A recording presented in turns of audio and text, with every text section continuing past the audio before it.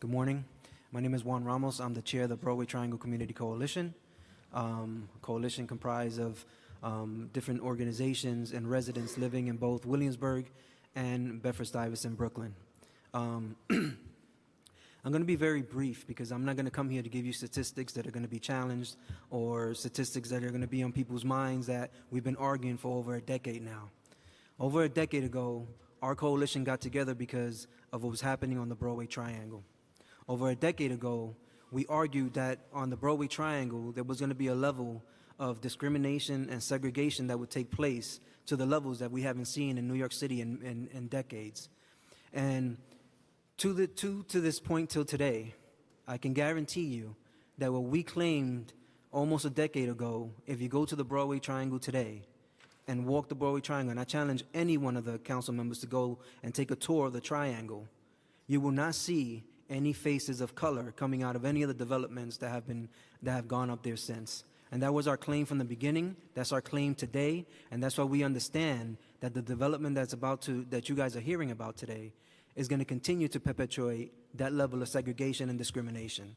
So while we're here asking people to come together in a kumbaya moment or come together and disregard the atrocities committed against people of color in this city and in this country, right? To even disregard the level of people asking for justice, to even make fun of people asking for justice and being acknowledged for the discrimination and the segregation, and even as I heard here today, disregard the genocide that took place of the indigenous people in this country is absurd to me. And to the point that we're here today, I will say to you that I started this fight over 10 years ago as a resident of Bed-Stuy, Brooklyn, where I grew up on a part of on Bed-Stuy where we had the highest concentration of Latinos from Lafayette Avenue to Flushing Avenue, and where I lived together with my brothers and sisters in the black community. And that is sad to me that to this day, when we look at the Broadway Triangle, the population of the Latino community has gone down significantly, as you've heard our council members say, and that the black community in Williamsburg continues to decline from the 5% that it was even back then. That's sad that we're here today arguing this point and arguing against this developer who, as you can see here today, came to say a lot about nothing. Say a lot about nothing because the plan that they have in place doesn't include the people in the community that has been saying for over a decade that all we want is to have a voice in the process. All we want is to be represented in the process. We are not politically connected. We are not religiously connected. And that is a problem that we face in the Broadway Triangle. Because if you look at all the development that has gone up in the Broadway Triangle, and you go to any one of those developments and knock on a door, you will not see a face of color come and answer the door. We have a problem when they say that the local jobs are going to be going at a 25% rate for the local community, because we know, and although they don't want to make the connection to it because it seems that, we get amnesia from what happens right down the block at Rheingold, that those level of commitments that they make to the community will never be fulfilled. And what we're seeing today is a developer who not only has a history of bad development around the city, who claims to live affordable housing, yet refuses to go on the record today to give us more of that if they could, right? Because they could, let's be honest about that. They just choose not to. And I look at a community that I've been chairing a coalition of over 40 organizations and residents. And every time that we meet, I have to say to them, maybe this is our chance to get this done. But I'll be honest with you. This is the most progressive body of the city council in a long time. Many people say that. Some of you even self-proclaim that to be part of the most progressive body of city council in the history of the city council. What I would say to you is that you failed us almost a decade ago as a body. We weren't here a decade ago. I want to get to that point. I understand that, council member. Okay. But as a body, this council failed us. And every council member up there, including the one that represented me at the time, that I had the most admiration and respect for, Councilman Van said, I'm voting with the council member of the district next to mine simply because this is the political process by which we get this done. But I have concerns. I have concerns what that means for the people of my district. because of the segregative effect of this and because of the discrimination that we will see happening here. Yet he voted for it. But there were 8 members of your body who back then in a less progressive city council dared to challenge the rest of this body and say, we will not stand by and do politics as usual if it's going against the humanity of the people that are seeking to live in this area. So I'm asking all of you to join those 8 people who, by the way, were led by Councilmember Barron, who was the first one to say presente, and Councilmember Rosie Mendez, who said presente right with him. Join those 8 people in saying that the people sitting here today aren't wasting their time being here since 9 a.m. to give this bad developer another sweetheart deal under this inclusionary rezoning, right? Because it, to us is, you know, affordable to who? Inclusionary for who? All we've seen on the Broadway triangles is exclusionary housing. Exclusionary because none of us sitting here who came here today have had an opportunity, nor we will have an opportunity to get to be part of this process. And I will say this to you now, and I want everybody here to listen to this. A decade ago, we stated that there was a problem here, and we were failed by every level of government, from our community board to this council to our mayor's office. You have the right of way right now as a council, as a committee, to vote no on this simply because you know that it's the right thing to do, and simply because, as you said, council member, you weren't here, but you have the opportunity to right the wrongs of the people that came before you and give these people an opportunity to say, I can live there. Because when you look to your left and to your right, at the Pfizer site, you have Marcy houses, Tompkin houses, with over a 90% waiting list of people waiting to get into some form of affordable housing who can never get into the affordable housing right across the street because of the way this is going to be developed. You have a community across the street from that, in the Latino community, who's declining since this took place, who want to say, I want to stay in my neighborhood. We need to give them a fighting chance. We need to stop going and taking you guys to court in order to receive justice, as our council member said. But we can't do that. We cannot do that if you guys allow our city of New York and the officials in the city of New York, including our mayor, to give them the luxury to give these guys sweetheart deals, and they don't have to commit to us in the way that our council member has asked for them to commit to us, because they don't want to do that. It's not in their interest. We're not in their interest, because we don't pay the rents that they want us to pay. We will never be able to afford the rents they want us to pay. Therefore, we don't matter to them. And I say we matter because all these people sitting here believe in you guys, but you guys have to make it work in order for us to continue to believe in you and truly be the progressive body that you claim to be. First question for me, if this were to be a different developer that was putting forward a private application on private land that is under the guidelines of mandatory inclusionary housing, that is just, it would be the basic contours of the law that we have now of mandatory inclusionary housing, would that be discriminatory? Yes. The reason is the city is not required to rezone. It is not, there's no right to have a property rezoned, although most developers believe it's so. And the city is required to evaluate the impacts of these changes. It is clear that this will exacerbate, not because of who the developer is. Okay, so just to be clear. It will exacerbate the continuing discrimination, the impacts. So any MIH project at this site would be discriminatory. Let me yes. Okay. That's good. Just now, is any MIH project anywhere discriminatory? There is a difference, and let's clear this up for everyone right now, between affordable housing and fair housing. No. Sorry. Is MIH on its face discriminatory anywhere in New York City? No, it depends upon the area. If the area is fully integrated, then it's potentially not a big problem. But if the area suffers from major discriminatory, major segregatory situations, then there's an obligation to address that. And so if it's on 125th Street, is it discriminatory? what the city has to do for a project not to be discriminatory, particularly in the Broadway Triangle, until the city has undertaken a study that demonstrates how this project will address and identify impediments to fair housing choice, yes, that project is in violation of fair housing Any laws. project proposed As a is recipient, discriminatory and as a by recipient, anybody.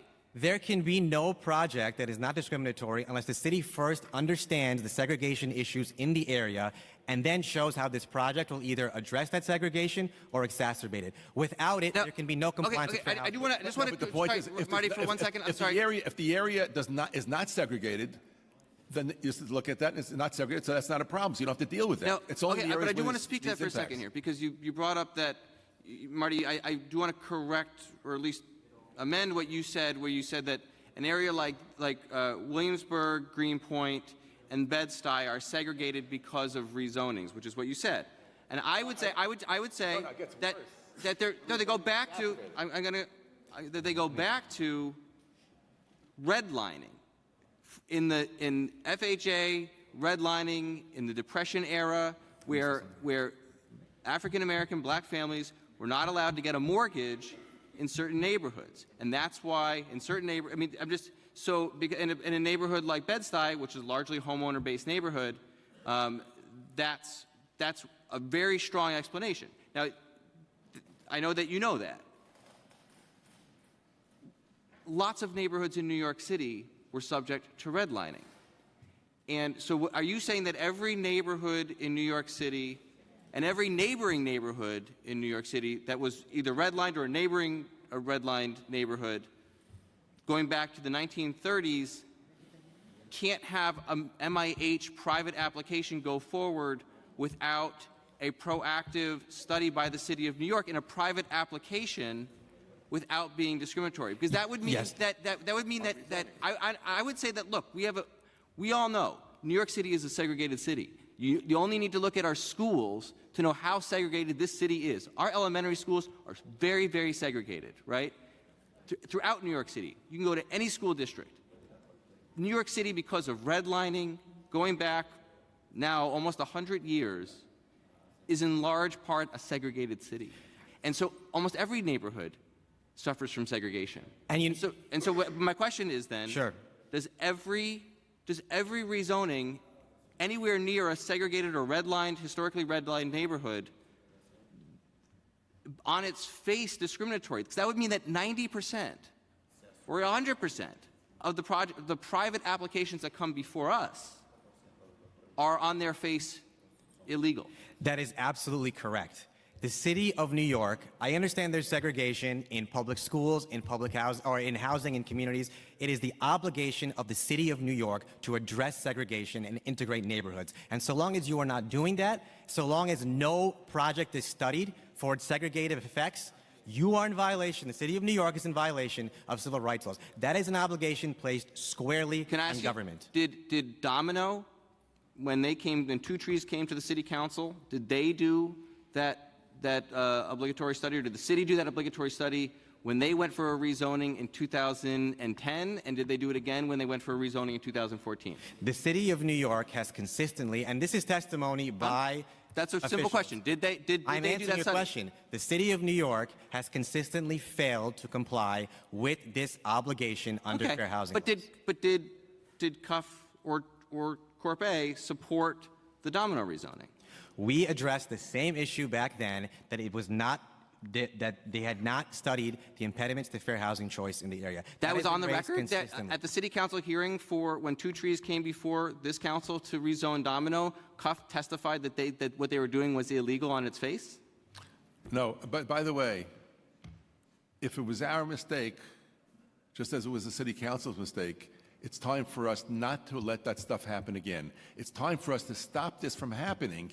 And if indeed we acquiesce to something, I'm pretty sure that, I'm sorry, but If I'm pretty sure that indeed we CUF affirmatively supported both rezonings in 10 our and clients, 14. our clients did what we represented. But if indeed it was a mistake, which I think it was, then we cannot do it again. We can't say, oh, we made a mistake. Now we have to make more mistakes again and make the situation worse and worse and worse. I'm just trying It's to benign find- neglect. It's just like Moynihan. Rezone, get rich people here, And Bloomberg also. But- and if non-white people have to move out, that's with the all world. due respect, Let with all the due market respect, control. that both domino rezonings were in the intermittent time between Broadway Triangle and today. So the argument was made in 09 against Broadway Triangle, selectively not made during the first domino rezoning hearing. Then it was up for another hearing. And therefore? Another rezoning, and it wasn't made the second you time. know what? The opportunity to correct it. And therefore what? That was good? No, we should therefore, start therefore, Councilmember Levin, let me selective. It's a selective argument that's made against one development and not versus, because you said before every development in New York City, or at least every development in Williamsburg, Greenpoint, and Bed-Stuy that goes forward for rezoning is on its face discriminatory. And you know what, Councilmember Levin? I have two responses to that. The first one is, with all due respect, this is a burden placed squarely on the City Council and the City of New York. It is not our responsibility to approve or disapprove rezonings. It is on you guys. You guys now. Let me, if I can just finish. This is a responsibility that rests squarely with city government. We are telling you, as we did in 2009, the Broadway Triangle rezoning, that this rezoning violates fair housing laws. It is on government to decide whether or not they will be complicit in the violation of fair housing laws or will actually promote integration. So, my okay. first point. Okay, My second point is that and I think you know very well in your district too, there is a serious problem of housing discrimination documented by decades of court litigation when it comes to the Latino community and the Hasidic Jewish community. This is not racial tension. It is not, race wars. This is overt discrimination in favor of the Hasidic Jewish community. The Second Circuit in 2011 ruled explicitly that because of the decades of housing discrimination by the City of New York, the vast majority of large apartments in Williamsburg are almost still entirely 100% Hasidic Jewish. So therefore, some rezonings, like Broadway Triangle, that also cater explicitly to the Hasidic Jewish community will have far greater segregative effects in this area than other rezonings. Cater and that is the exclusively problem to the here. Hasidic Jewish community as well? Yes. And this project, you think caters exclusively to the Jewish? There is a very, very serious concern with the unit sizes, with the developer involved, that it will cater disproportionately in violation. And why the developer involved? Because? Two reasons. One, the developer involved is very well connected to the Hasidic Jewish community, number one. Because he's Hasidic, right? No, that is the anti-Semitic arguments. Oh, are wait, not gonna Marty. work with this. Marty, Number one. Number two, the unit size is at issue. Interesting. 50% 3 and 4 bedrooms, especially 25% 4 bedrooms, caters very heavily in Williamsburg to the Hasidic Jewish community over the Latino and virtually non-existent Black community. So, that is demographic data Marty, that is very evident on its face in our court litigation. Marty, can you explain to me what that meant, please? Because that wasn't on the verbal record. So what does this mean? Rapsky and some of the connections he has, especially with the Hasidic community, is a money connection, not necessarily just because he likes Jews or he's Jewish or he's Hasidic, whatever it is. I mean, Dushinsky. Speak a little bit more into the mic. Yeah, it's not as much Dushinsky, who is the principal of Rapsky development, that they are just favoring the Hasidic community because they love the Hasidic Jews. It's because there's money relationships here, and they know that the UJO is a very powerful force politically in this area. I'm not sure what any of that means. I'm going to ask one other question though. Other people do. Okay. Is the Domino Project, since kind of everything's fair game right now, is the Domino Project discriminatory? Well, remember, all these things are not like overtly. Based on the definition that you provided before, is it discriminatory? Yes, the answer is the impacts of all these rezonings that allow for majority market rate housing have a racial impact, and particularly in areas where there's already been racial impacts. And therefore, it's a discriminatory project. It has a racially discriminatory impact. Impact is the thing. And therefore, it's discriminatory, and therefore, it's illegal. Yes. If it has a discriminatory impact and it's done overtly, it has. But by the way, I just got to say this because some people don't know this stuff. When Shaker was talking about the history here, you're talking about the New York City Housing Authority imposed from 1964 through tons of litigation ending finally in 2012, strict racial quotas in public housing and publicly subsidized housing. The public housing projects, this is the City Housing Authority, this is New York City, 75% Jewish, not white, Jewish, and originally it was not just his cinema, it was Jews generally, and 25% non-whites. Later on, when they accommodated the growing power of the Latino community, they made it 75, Bedford Gardens, 75% Jewish, then Hasidic, 20% Latino, and only 5% black to reflect the growing power of the Latino community. They should have a bigger impact of the 25% that was for non-whites. And these were strict racial quotas that were imposed and that were supervised by HPD and by the New York City Housing Authority. And Lindsay Park, by the way, which was more middle class, so we didn't get involved in it. Lindsay Park, which you described, 6 22-story buildings or 7 22-story buildings, was originally rented up in 1964 under city supervision, 50% black, 50% Jewish. And when the blacks... No Hasidim, though. No. And when the Jews moved out, I'm saying there's patterns of incredible segregation. When the blacks moved out, when the Jews moved out, the black leadership in Lindsay Park did not want to see the Puerto Ricans moving in. So what they did is they started making arrangements. So 1/3 of the occupants of those 2,700 apartments are currently Asian Chinese from Chinatown, and not the Latinos that were on the waiting lists. So it's not just this or that. It's a lot of craziness that goes on, but we have to stop it. We can't let this continue. Okay, I would just, as a rejoinder, it appears to me, having been here for 8 years and having been involved for 13 years now, that there's a selective argument being made here, because I don't recall this argument being made during the other rezonings that have come before, just Broadway Triangle and this. And again, I'll point to 2. I don't recall it being made at Rose Plaza on the river. I don't recall it being made at Domino when CPC came before this council in 2010. I don't recall the argument being made. In fact, just candidly, there was support for Domino both times from Cuff. I remember the Dama Yes T-shirts. So I'm just, it's a selective. My Chair, point is that only there's because a he keeps selective. mentioning Cuffs 10 times. Can you identify yourself? This co-executive director of Cuff. So he keeps mentioning. Do you mind if I respond to him? Because he keeps mentioning Cuff. Okay. Yeah. Okay. Can I- No problem. Fine. I want to switch. Okay. I was there. Oh, okay. Yeah. Rob Solano, co-executive director of Cuff, and then Levin and I go way back on many land use items, but just to specifically speak about Domino, and where we were in charge of that organization, was a rezoning. Hope it doesn't interrupt. Was a rezoning that was already residential. It was a residential. Not the first time. Sorry, Rob. That's not true. The first time, 2010, it wasn't already residential. If I can talk, if I can just go get ahead. it, if I can get it through, and you can somehow control yourself and not interrupt me, that'll be great.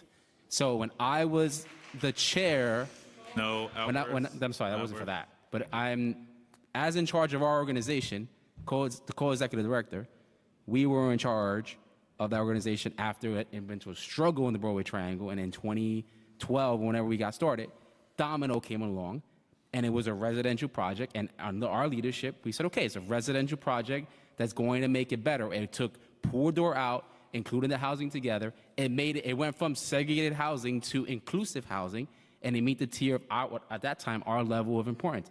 So I disagree with him. Cuff supported a project that was a residential project that went into a better residential project. This is a deep manufacturing project that is going into residential in an area that's already segregated.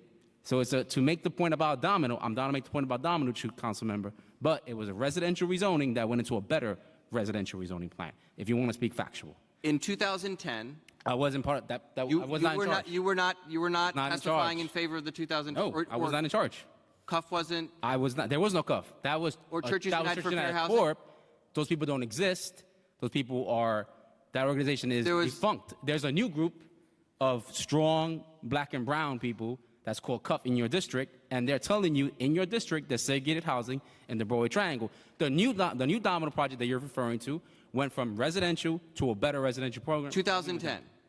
That's as an organization doesn't You exist. were- You can you call Paul Cogley, who is probably in California. He ran that organization that doesn't exist.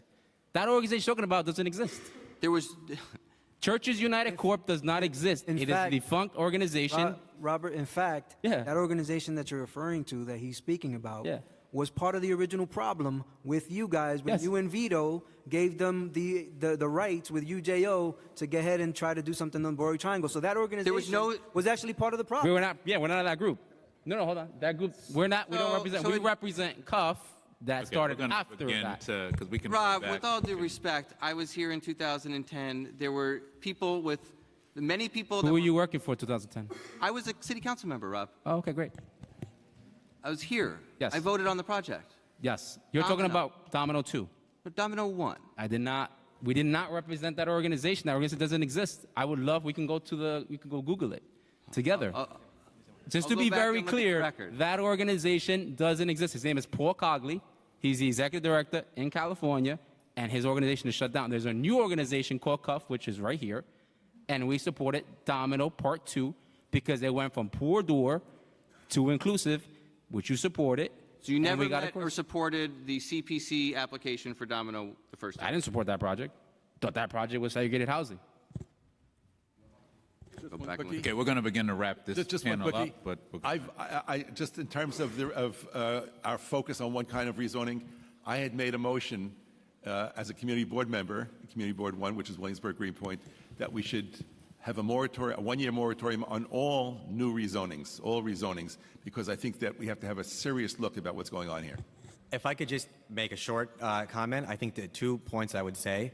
One, all of Brooklyn A's clients here are not on trial today. This is not about hearing from us about prior rezonings. This is about a rezoning in front of the council right now, and the responsibility of the council on whether they will approve, this body will approve or reject a rezoning that will facilitate segregation. My second point is the Broadway Triangle, it doesn't matter who the developer is, whether it's a Latino developer, a developer catering to the black community or the Hasidic community, it does not matter. In an area marred by decades of discrimination and segregation, which the Broadway Triangle is, and I would encourage any council member here to go visit the Broadway Triangle, just as the judge did in our court case. In an area that is so marred by decades of court-founded discrimination and segregation, any developer catering to any community must first understand the fair housing needs of the area before it proposes a project. one And when you last don't question? do that, there is no way that any developer can comply with fair housing laws because you don't know what the fair housing needs of the area are. Then, as a question, then a rejoinder, what about when Rheingold was rezoned in 2013? What about that? Did they do that analysis? That analysis was not done there either. And did CUF support or did Corp A support that rezoning ultimately at We the end had of the day? serious problems with that rezoning. But That did you support it at rezoning- the end of the day? We did not. We did not support. We raised the same kind of fair housing concerns we're raising today. We raised the same issues of affordability. But this council voted on it with the But support of Councilmember this- Rain at the time. this- Clients supported it. Sorry? Our clients supported Your client supported it. But that's not the point. The point, right? Is Well, we're talking about the Broadway That- Triangle. No. It kind of is the point because No, I don't think so. No, That because has nothing to do with the because, Broadway. because there's an argument being made now that wasn't made in 14, it wasn't made in 13, it wasn't made in 10, but it was made in 9. Just as so the it's just- council- it seems like Just it's as being the council selectively applied. just as the council approved the discriminatory rezoning, which you know well, in 2009. But we're not talking about So was that now. the Rheingold We're talking. rezoning discriminatory? You know, Councilmember Levin, I can go back and forth with you on each rezoning. The same way this council approved a rezoning that was found to violate the Fair Housing Act in 2009. So then- we are talking yes. about the Broadway Triangle right Then it was- now if it was and a rezoning discriminatory, in front of the Broadway Triangle. Then it was illegal. If it was discriminatory, then it was illegal, and that applies to that one And to Rheingold in 13, And it applies to Domino in 14, it applies to Domino And those 10. rezonings have all passed, as the Broadway Triangle one did, But they that haven't all violated been again litigated. the Fair Housing Act. Now we're talking about another one coming up here where history does not have to repeat itself, where the same concerns are being raised, except now with the court injunction in They're place, not the same. with litigation, there is pending litigation area over this very issue with an injunction in place right now in the Broadway Triangle.